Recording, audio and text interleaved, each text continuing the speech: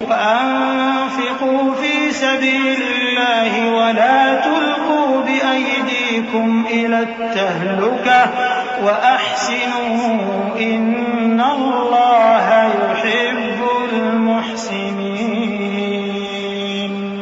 وأتموا الحج والعمرة لله فإن أحصرتم فما استيسر من الهدي ولا تحلقوا رؤوسكم حتى يبلغ الهدي محله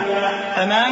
كان منكم مريضا أو به أذى من رأسه ففدية من صيام أو صدقة أو نسك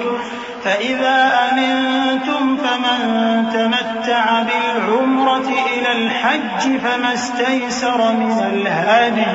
فمن لم يجد فصيام 3 أيام في الحج و7 إذا رجعتم تلك 10 كاملة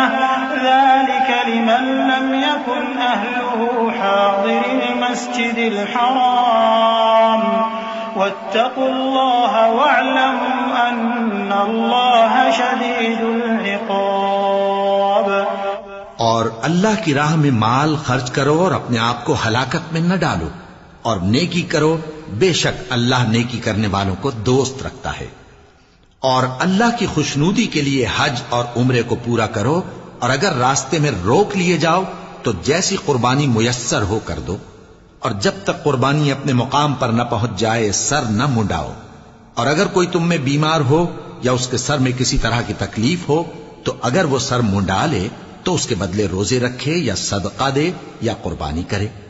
پھر جب تکلیف دور ہو کر تم مطمئن ہو جاؤ تو جو تم میں حج کے وقت تک عمرے سے فائدہ اٹھانا چاہے وہ جیسی قربانی میسر ہو کرے، اور جس کو قربانی نہ ملے وہ 3 روزے ایام حج میں رکھے اور 7 جب واپس ہو، یہ پورے 10 ہوئے۔ یہ حکم اس شخص کے لیے ہے جس کے اہل و عیال مکے میں نہ رہتے ہوں۔ اور اللہ سے ڈرتے رہو اور جان رکھو کہ اللہ سخت عذاب دینے والا ہے۔